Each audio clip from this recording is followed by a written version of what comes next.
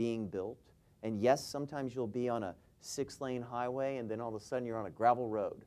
But it is moving very, very quickly. And the Interior Minister is going to connect, I think it's like 500 different cities. And they're just building all kinds of things. And so that infrastructure will be there, which means manufacturing can move there more readily. They are an ally.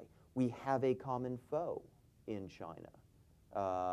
They actually have a sort of frozen conflict or quasi-kinetic conflict on their border. So they're none too fond of what's going on there. But I see the economy taking a number of different forms.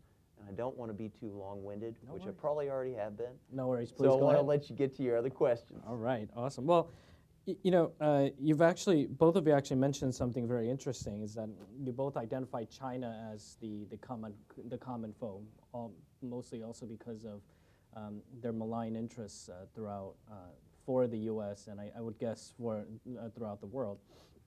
The question that comes into mind regarding that then is, both of you may be aware of when it comes to India, China's claim over the northern Indian border. What do you think the U.S. should do? What do you think is the most appropriate reaction of the U.S. or to counter that? And what can we do, in a sense? What can the U.S. do in a sense to address that appropriately in order to strengthen this U.S.-India ties, Colonel? Well, I think we should be clear and, simply put, we should side with India. It's as simple as that. And the challenges with one school of thought in foreign affairs is to be sophisticated to the point that nobody understands what we're saying. And I've been through so many international multilat meetings, both in uniform in the special operations community and actual operations as a senior civilian at the Pentagon. There's a school of thought and behavior in the U.S. State Department, Office Secretary of Defense or Policy, of being so sophisticated even the speaker doesn't even know what they're talking about. And I've so many times our critical strategic partner will ask me after the meeting, what in the bloody world were they saying? And I don't think, we've got to cut that silliness out. Be clear and direct. It's very simple. Side with India. It's as simple as that. Who's the aggressor? It's China. Let's not make this overly complicated. So I just, those who are in office, I don't mean to question them and question their performance, but stop being over-sophisticated, be clear. What these strategic partners appreciate always is clarity and authenticity. Clarity and authenticity. They do not appreciate this, excuse me for naming an institution, this Harvard Center sophistication that will just put you to sleep and nobody afterwards will understand what was said anyway. So be clear, be concrete, be actionable. If we're going to say something, be actionable. If we're going to, don't lecture down to the other country. Give a clear, actionable branch and sequel that both countries can work on. And I think it's important that that's what America does, and especially with that northern border. I mean, let's not make this overly complicated. Side with India. It's as simple as that. Right. So I guess this next question would also reflect upon what you have said, Dr. Schell. What would your view be on this in terms of the northern border issue? I would say I'm going to strive for a very un-Harvard-like clarity. You know, I don't know how to make it a very good compliment, but I suppose, given your parameters, no one could mistake you for a Harvard man. You were very concise. So I was asked to talk about the economy, but nonetheless, I think, yes, I agree with you. Side implicitly with India. I don't think that we can get terribly involved. I know President Biden has sometimes muddied the waters with regard to Taiwan, what our level of commitment is there. But we have this defense industrial cooperation roadmap, right? We are going to start building engines for jet fighters. We are weaning India off of a certain reliance on the Russians. a common misconception I run into all the time is that India was non-aligned during the Cold War years. And I have to tell my friends that it was only sort of explicitly, non-aligned. You'll read this all the time in history books. They were non-aligned, and it's like, no, not really. So we're weaning them off of Russian kit, which I must say, in the context of Ukraine, they have to be thinking, thank God. So I think we support them. I think they recognize that we have a common military foil, and maybe foe. I think we have the ISET, where there's a lot of discussion going on. I think the Quad is the one I run into all the time, where people are talking about exchanges of technology. I think we do implicitly support them. And I think in the future, and if I may broaden the theme ever so slightly, the U.S., given its financial constraints, its in real dollars declining military budgets, we do want to support India's military, its growth, that alliance, because quite frankly, and it's not popular to say so, I don't see how the U.S. keeps being Team America world police with our budgets. And we're just going to have alliances, and I think India can provide a great deal of that support. They've always had a wonderful naval strength, and I wish them well, and I would be on their side in this one. All right. Well, Dr. Schell, the next question, moving on from that, would be touching upon the economy, and Colonel Mills will get to you about that as well. For example, South Korea has invested more than $50 billion in the Indian economy, I believe, last year alone. I'm sure Japan is following the same suit, and so are other countries. Given the state of the relations that we're in right now with India, as per the United States, what do you think are some of the specific sectors as to which the U.S. can get involved with India that will result into a mutual economic benefit for both countries? Some have said, IT. Some have said the digitization of the economy. But we're curious to know what your views are on this. Yeah. Dr. Schell. Oh, me. All right. I think it runs the gamut. And a friend of mine sent me a good question, and it was so good I had to write it down, because I would never have thought of anything so brilliant. And he said, how do we partner to combine American technology and brands with Indian technology and labor to provide important capabilities and products in markets where the U.S. doesn't compete well? And a lot of that's because of the cost of labor. I think there are a variety of places where we can partner. And frankly, I think private industry is already figuring this out. I alluded to Apple making iPhones. But more technical matters, like the GE deal, which we expect to be formalized this week with Prime Minister Modi's visit, could lead to exciting and interesting avenues. And I know when I talk to my Indian friends, they're quite keen on this idea of technology and sharing of information and knowledge. And I think that will be, the GE deal is a good trust-building measure. They just bought a boatload of Boeings, 220. I mean, or maybe it was more, I don't know. But it was a lot. I think outside of, people get bogged down in these 2+2 dialogues and the ISET, and ISET's great, and the Quad. Those are sort of nice things, nice talking points. But private business is already figuring out that India is the next place. And I don't want to bore you with GDP numbers. I don't want to bore you with transportation and infrastructure expenditures. But go over there, you will see it. And I don't think there's, I don't want to emulate what the Russians are doing with their no boundaries, whatever, with China, but I don't think there are any boundaries. I think we can cooperate in any number of areas. And I just think I'm kind of stoked. Yeah. Colonel? Yeah, well, I mean, there's a spectrum of good responses and topics in this area here. First and foremost, we greatly appreciate India and their acquisition of a number of key American platforms, both in the military sector and also the private sector. Boeing, admittedly, I'm a Boeing guy. I was born in Seattle. My dad worked on the 737 production line, 747. So we are very grateful and thankful for their acquisition of all the Boeing aircraft and also the 737, which was not too far away from where I grew up.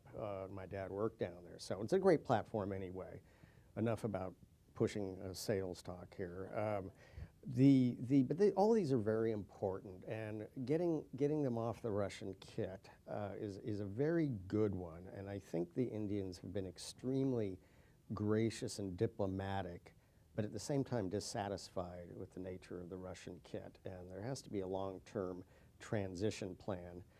They got it because it was affordable, and at the time there was a strategy for acquiring that equipment. Now, having gone head-to-head with the Soviet armor in the first Gulf War, and the Iraqis had some of the best ones, they didn't fare up too well. They burned very well, they blew up very well, but they didn't fare very well. And they're very poorly made and shoddy, and a lot of this equipment. So it would encourage a continued transition. And I think the Indians would have a lot, like the Ukrainians, a lot of innovation that they can add to this and make it even better. And I'm talking about the American kit. And so we should continue to develop that relationship. And I'd like to posit an idea here is India has become a very strong, diversified economy that makes things. And a nation isn't a nation unless they make things. And they make things that make things. The British in their managed decline after the Second World War just decided to kind of remove themselves from the international order and just retire to their land holdings and oversee their land holdings and just kind of watch everybody else do things. That's a strategy. I don't think that's a good, viable, long-term strategy. I have never believed in managed decline. I don't think it's a good idea. I think America actually is in the early stages of that, and I think India could help re-industrialize America in many ways and help us relearn our lost arts of making things and making things that make things. That's a very deep comment when I say it's not just making something, it's making the machine tools that make things. If you're making machine tools, you're already drifting toward a coffee shop economy where everybody runs a coffee shop on a corner. That's not an economy, okay? So you gotta make things that make things. Right? That's a deep comment. And so I think India, Japan was in the 70s in many ways taught America how to be more efficient, how to be more the AMC Gremlin of the 1970s was not a good car. The Japanese were making far better cars. Was it no contest? The Japanese were making better cars. And they taught us the lost art of making a good quality car. I think India has a lot to offer in helping America relearn industrialization. That's a good word, not a dirty word, because not everybody can graduate, go to college, and then write environmental impact statements in a corner office making $100,000 plus a year. It just, that's not an economy. You know, not everybody can work at a nonprofit lecturing everybody else about other topics. That's not an economy. You got to make things and make things that make things. And I think India has a lot to offer America in that. May I just kick back on a statement you made? You were talking about weaning India off the Russian kit. So at the beginning of more or less the Russia-Ukraine war, 72% of India's kit was Russian. They are rapidly transitioning away from this, and I think this is an understated point. So when we went to the UN and India abstained from certain votes, a lot of folks in the US were furious. And I told a lot of my friends, look, they vote no, their military turns into a pumpkin in very short order because they will not have parts. This is not India saying go fly a kite, US. This is India saying we cannot denude ourselves of our defense capability at this point. Then there's the other energy issue, which we've not gotten into, and that's fine.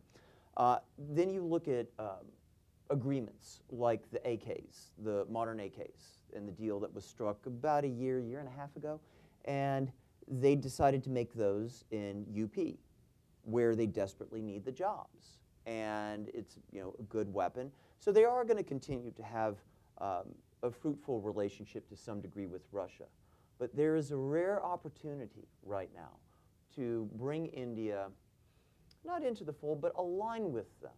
I'm not trying to suggest that we've somehow cajoled them or rooked them into a relationship, but they're looking for friends, and frankly, as are we.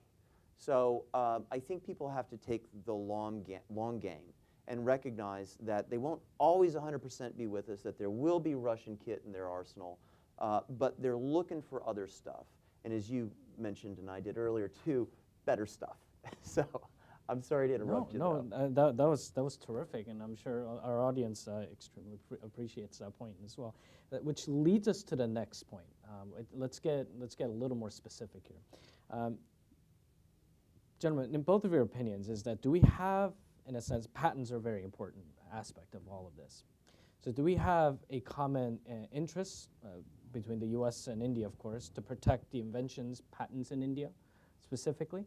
As you know, a lot of our intellectual properties were generously stolen by our friends, the Chinese Communist Party throughout the years. Of course, some may say that it was this whole liberal economy will somehow change China. Somehow it seems like it has resulted in them taking a lot of our stuff out. Mm-hmm. It's to a point where China appears to have generated a philosophy of rules that are made to be broken if you can get away with it. And so in terms of the patents and protecting intellectual property, does the US in a sense have an interest to help India to achieve that? The protection of their patents, intellectual property, and so much. Yeah, well, so I was in a recent film called Innovation Race, available at innovationrace.com. Not that I'm promoting the film, it's a great film, but it's about we've lost our way. The American patent system is so important, the Founding Fathers put it in the Constitution. Many, because of the nature of this public school system, don't learn critical, important things like that. We put it in the Constitution. And we've lost our way, though, a bit. The 2011 America Innovates Act, which was running parallel to a key piece of cyber legislation I was working on at the time. This is the danger of what happens in the modern America monstrosity of our bureaucracy of government, the swamp, is we get unintended consequences and the opposite of what we think we're doing. The 2011 Act actually devastated the American intellectual property and patent system. We need to address that.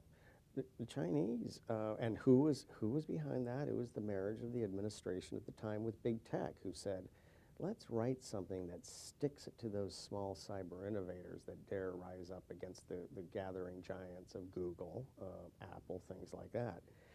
What could possibly go wrong? Well, everything went wrong. And here we destroyed our patent system. Now, so we got to get back. Now, what did the Chinese do? They copied and now created their patent system, which was based on our original system. Now, it's funny because I have several either already granted or in progress copyrights, trademarks, and patents. And I'm running a couple right now, and it was interesting. As soon as you post it, see, this is one of the processes. When you submit, it's publicly posted. Well, of course, you get hit with patent lawyers that offer to run the process for you for a large sum of money, which most people could probably run themselves anyway. But it was interesting. A number of times I've been solicited by Chinese legal firms, I guess, that said, why don't you simultaneously run your patent through our system? And I go, wow, that's a very interesting idea, but I'm not going to do that. Thank you. Okay, this is, but see, this is just like the great game that's going on geographically. This is the great game intellectual property-wise and economically. What did we do? We shot ourselves in the foot, passed bad legislation that was gravely injurious to our existing patent system. Why? Because over-sophisticated people who don't know what they're talking about didn't think this through. This happens all the time with legislation. You gotta think through the effects. And we gotta address this horrible piece of legislation and get it right. Go back to what we were doing. Of course, there were some tweaks, but we gotta go back because we've created a mess, and American patents have gone like this. Chinese patents have gone like this. Okay, this is not that complicated, but our over-sophisticated people who know better than everybody else have once again taken something and trashed it and crashed it. We got to address this. This is bad. This is really bad. The Chinese are doing what we were doing.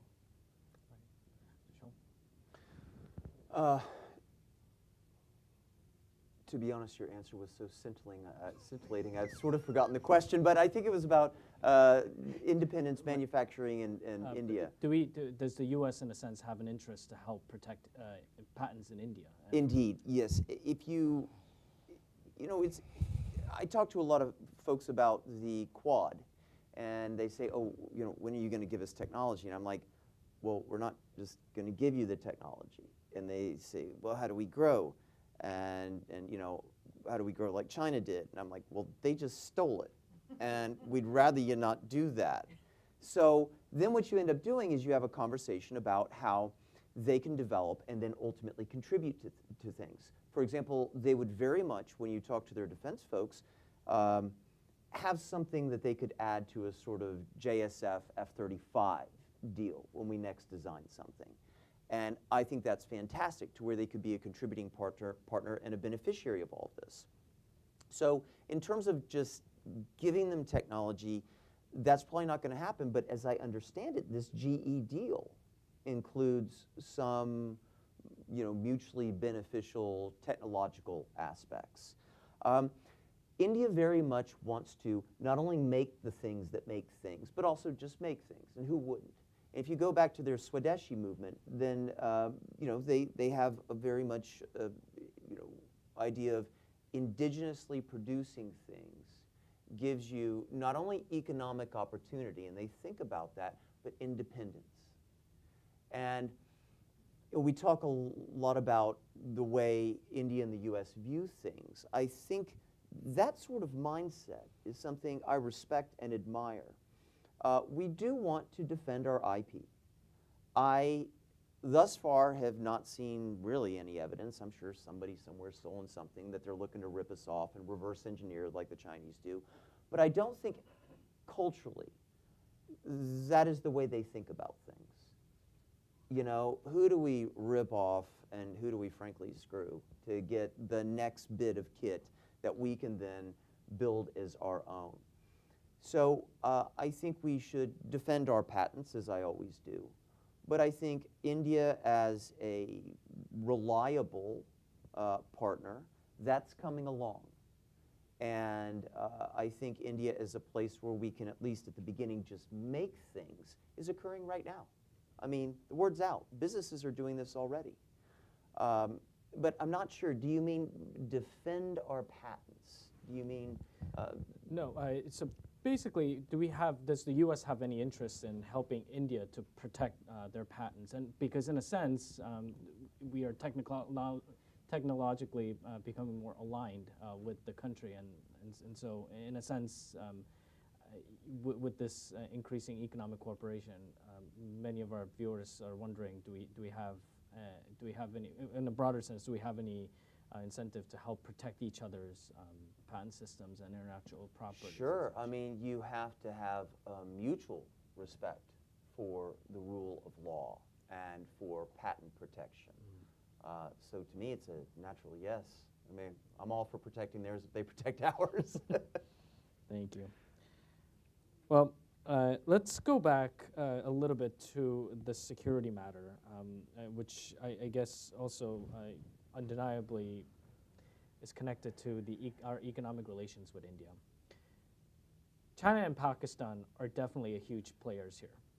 And I say Pakistan because, in a sense, if you think about India, the natural enemy country or a malign country to the Indian people is specifically the government that has been running Pakistan for many, many years. Is the growing U.S.-India partnership, in your opinion, unnerving China and Pakistan? And will these two nations try to derail the partnership by various means? And if they do, and again, this also comes when countries are designating countries like Pakistan as an unreliable nation to invest in, for example. A lot of companies are moving out of China right now. We know that some major corporations, which we will not mention here, have been moving their major operations from China all the way to India. And so, do you think there will be some type of a derailment from these two malign entities? And what should be the U.S.'s reaction towards that? Okay, has a lot of. Let's unpack that a little bit. First of all, I'm going to say something that maybe seemed controversial, but I think America can be an ally and a strategic partner to India and Pakistan at the same time. Obviously, there's differences. They're both nuclear-armed powers. I remember shortly after 9/11 when extremist elements were attempting to take control of the Pakistani nuclear forces, and that was one of our rush urgent missions to make sure they didn't take control of the Pakistani nuclear weapons. We were successful at the time, but just wrapping up on Pakistan. Pakistan has become essentially a tributary state. It's an unstable tributary state of China. I don't think they like that. But they work themselves into a corner, and now they're trying to figure out how to get out of it. They are really effectively under control of China right now. A lot of instability issues in the population. But quick story: years ago, I worked in a U.S. government agency, and my colleague was an American citizen who had been a Pakistani Air Force officer and spoke with a distinct British accent. Went to Sandhurst, I believe it was. And I asked him, so what is it? And this was all before 9/11. And I said, what, just explain to me what's going on. I don't understand the American-Pakistani relationship. I just don't get it on several accounts. And he goes, well, it really started when we were doing the U-2 flights in the late 50s. And we needed Pakistan at that time to do the U-2 flights from there to Norway, and creativity, and we appreciated that. But the Pakistanis learned a hard lesson, because when we shut down that program, boom, the cash cow left. No pun intended. Okay, they learned. Okay, Right. So and I fault the American behavior in our national security environment. We want to create. I'm a firm believer in the special operations community. Tenet number one is not to kill people. Tenet number one is to build reliable, long-term friendships, because you never know when you're going to need a friend. That's special operations rule number one. Creating friendships, okay? I don't like this, and there's a history of it, and I'm just being transparent on the American side of national security relationships of country X, we need to do this, we're going to pay you a lot of money, and we do it and we're gone. That's kind of sending the wrong message, because the Pakistanis learned over time, well, what was going on when the Russians were Afghanistan? We returned, and we needed Pakistan again, and a lot of money was flowing. And then, essentially, we chewed up the Russians in Afghanistan. And then, boom, we left, and the money turned off again. That is we're not communicating an effective long-term relationship. So a lot of that was on Pakistan, but with India, I think we need to develop that good security relationship that is consistent. where the Indians can count on us and trust us. And I think that's what's important, and especially with the Quad. I mean, and as India, I don't mean to be over dramatic, is being surrounded by China. That is a calculated strategy of China. We work together. The defense of Taiwan is important, and China wants to beat us without fighting. However, the more we militarily prepare, the less likely there will be conflict. In Taiwan, the left shoulder of Taiwan, as the country of Taiwan is facing that other country to the left. It's the left shoulder, the Philippines. That's where India can come in and be of assistance in the Quad, just with their presence. Because we got, with Japan and even South Korea, we got the north. So we got the right shoulder. If them in Australia secure the left shoulder, that'll be visible and demonstrative deterrence for China. Don't even think about it. Thank you. Sure. Sure, I'll grab that one. China and Pakistan, will they derail Is there a attempts chance? at, U.S.-India relationship? Can they? I mean, I think this is on a natural course. The China plus one manufacturing policy we see now implicitly requires another partner outside of China. China is seen as less reliable.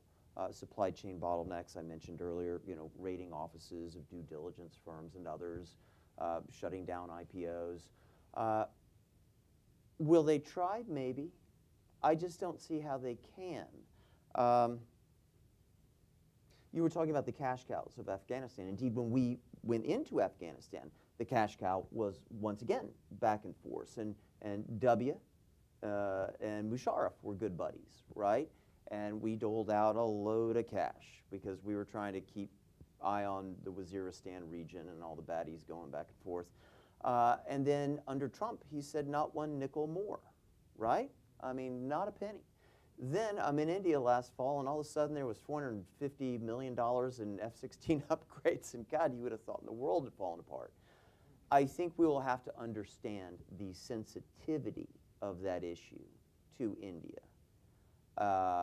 But I think that Pakistan is a little bit of a basket case. They do have a good intelligence service.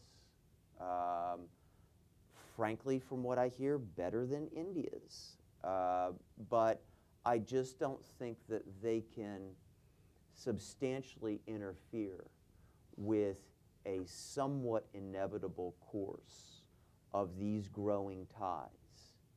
So, and I think China's going to throw a fit, and they'll continue to steal everything that's not nailed down, and most of what is. So, Well, then follow-up question to that, from what you said, for you, Mr. Schell, is that the Morgan Stanley's, I guess, or Morgan Stanley statistics recently show that India will, in a sense, by 2027, will become either the third or possibly even the second largest economy in the world.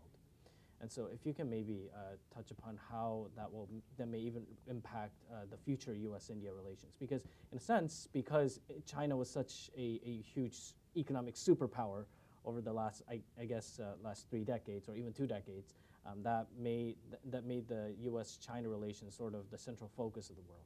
Do you think, in your opinion, and we'll go over to this as well, not Colonel Mills, is that, do you think, in your opinion, that may become a reality in the future, or is it going to be a different form than what we know at this point? I think it's a fascinating question. One, we have less of a problem with getting rich before it gets old, right? That was the Chinese issue. And that sort of seems to be where this train is going. We also don't have to think in terms of the historic trade-off that we thought the Chinese were making. We get a little bit more money every year, and we agree to this autocratic government. And despite what a lot of places will write about PM Modi, it's not autocratic. It is frankly too chaotic to be autocratic. So I think, I think that growth and the markers they want to hit, and they talk about wanting to hit so much in GDP. I think the knock-on effects are impossible to predict, mostly good.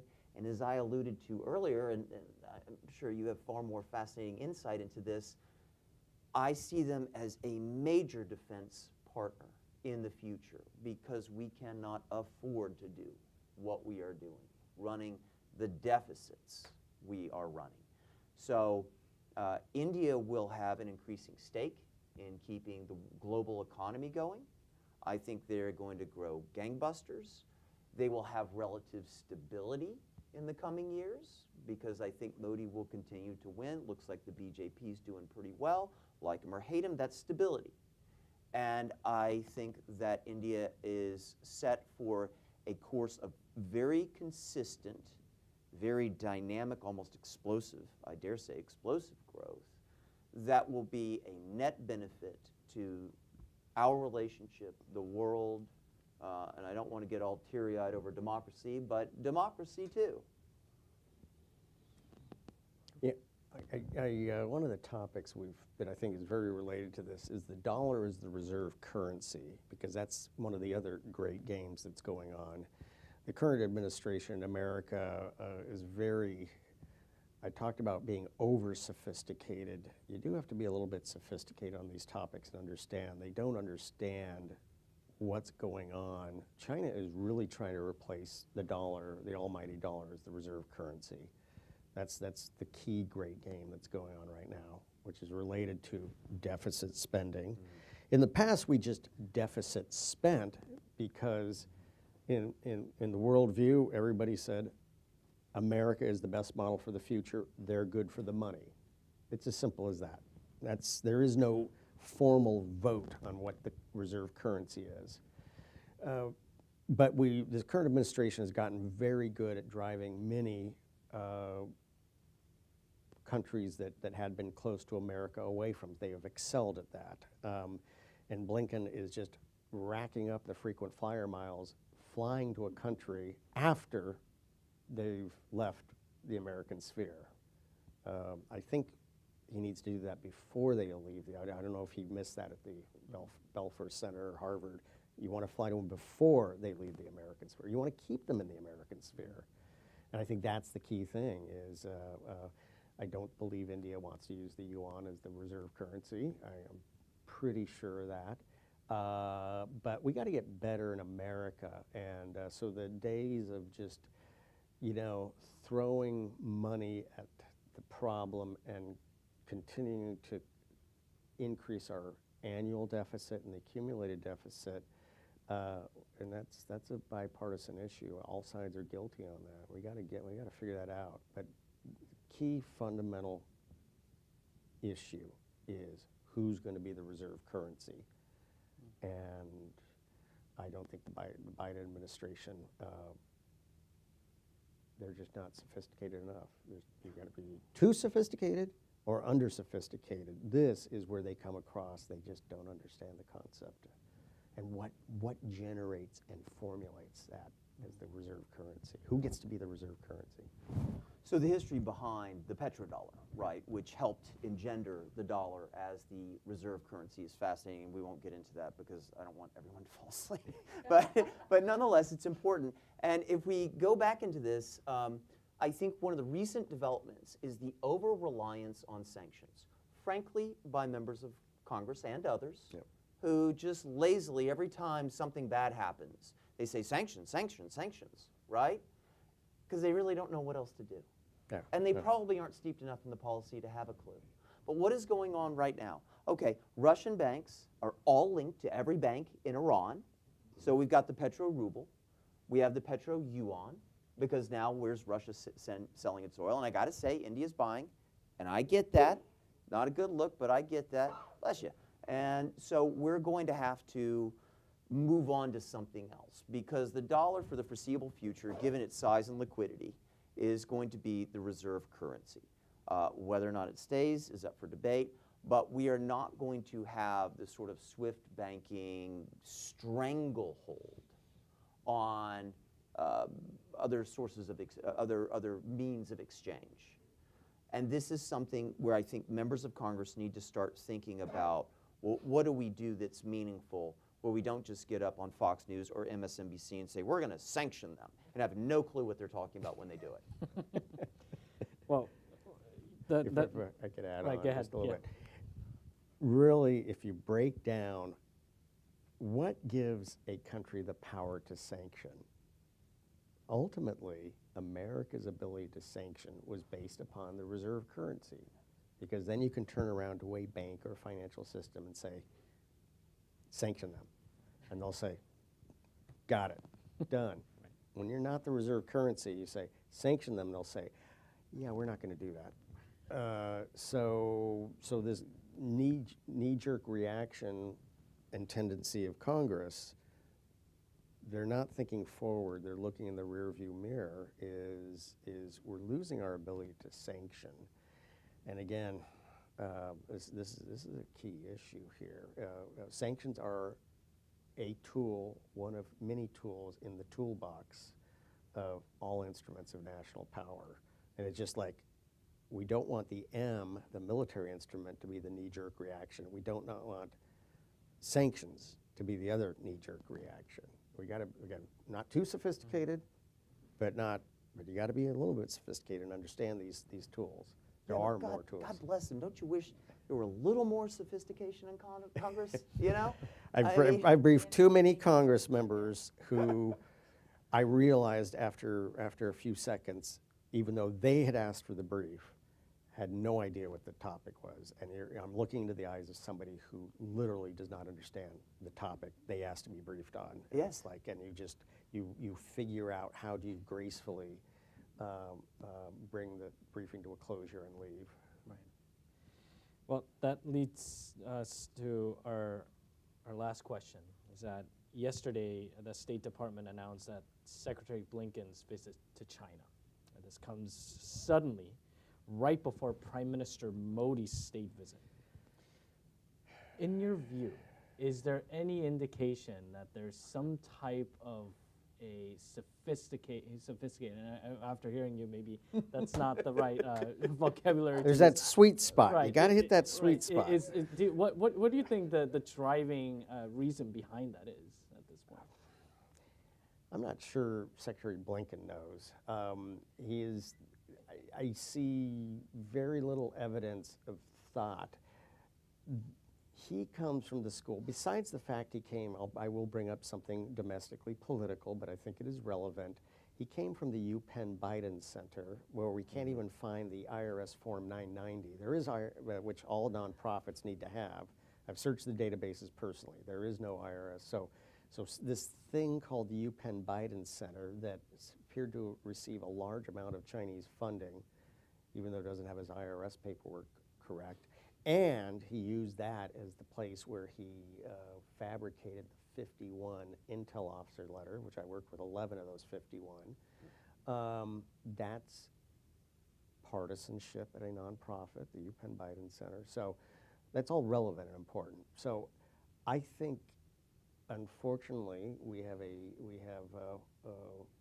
senior leaders who, frankly, don't know what they're doing and are kind of just flailing from crisis to crisis and believe that lecturing down to countries in the abstract over things that are tangential at best, offensive at worst to those cultures, but we want you to do this because this is what's right. Stop lecturing down to these countries on societal issues that are, like I said, at best tangential, at worst offensive. So God bless and good luck to Secretary Blinken as he goes to China for whatever reason he's going to China for. But I would say the breathless report of a Chinese spy base in Cuba was most likely plants grow in many places, not just gardens. And that was a planted news story with somebody speaking on background. I've spoken on background. It's a routine in the swamp. You get handed your talking points, you talk on background to a group of reporters, and they all rush out like it was some secret meeting. That was a planted news story, and I think it was related to, one, go after Trump, two, I guess stick it to China. Right. So I would really like to know what the strategy is behind Blinken. but I don't think he knows. So it was interesting, the rollout of that Cuba story, right? Because there's this big release, and there's a lot of discussion. They're going to have, at the price of whatever it was, $2 billion. Then all of a sudden, 2 days later, it's like, oh, by the way, already have since 2019. Yeah. I mean, it struck me as, I can't say coordinated, because God knows it's always giving somebody too much credit, but it seemed to be very orchestrated in a general way. What is Blinken doing in China? I don't know either. But he's going to go over there, and he's been told to go make nice. I almost feel like, and I don't want to be too critical, and I understand it is important that we probably should try to come to some understanding. You know, the red phone with the Soviets, and we have one with the Chinese. They read that a whole different way. That's an interesting conversation you and I will have later. But I think that we should try to have some sort of open dialogue, some sort of understanding. But I think it increasingly strikes me as like text bombing the girl who broke up with you, right? You know, I mean, it's like at a certain point, it's a little bit of a turnoff. You're looking a little bit needy. You look very, very weak. At some point, you have to not cut bait, but you have to back away and reassess and see, where do we go from here? And is there room to negotiate and discuss? I think China's economy has recovered. It's not recovered robustly in the way they would like. I think they have a property meltdown, a stock market, tremendous insecurity in the stock market. People are friend-shoring. China's looking with you know, salivating lips over at Taiwan.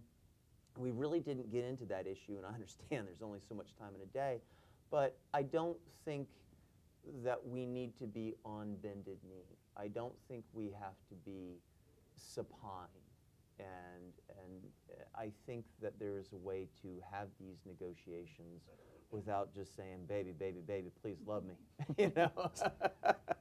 Sorry, I'm from Texas. Yeah, I don't know. I've been married for 35 years. I don't even, this texting thing with breaking up, I don't even, it doesn't even intellectually process with me. I mean, So lastly, gentlemen, just under a minute, That was good. Within a minute, what is, if you've had an opportunity to address, and I'm sure many policymakers may be watching this in the future, and I can guarantee you many of them will. What is your message to the policymakers and even to the White House when it comes to when it comes to Prime Minister Modi's visit? What if you've had an opportunity to let them know of the most important key aspects of all the factors that you've presented today? We're just curious as to know what that would be. What is your one message to the administration? Wow. I would say their number one customer is the American people, not international globalist elites. So all nations should be serving the interests of their population first. There's nothing wrong with that. That's good.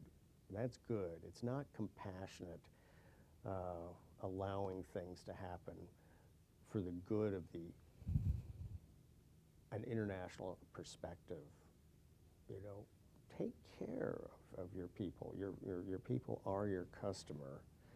For this administration, I think they are more aligned with this international perception. And I know you use the word elite, and that becomes very controversial. But no, there's a lot of truth to that. And each country should be advocating for its own self-interest. There's nothing selfish. In the end, the better good comes from all of that.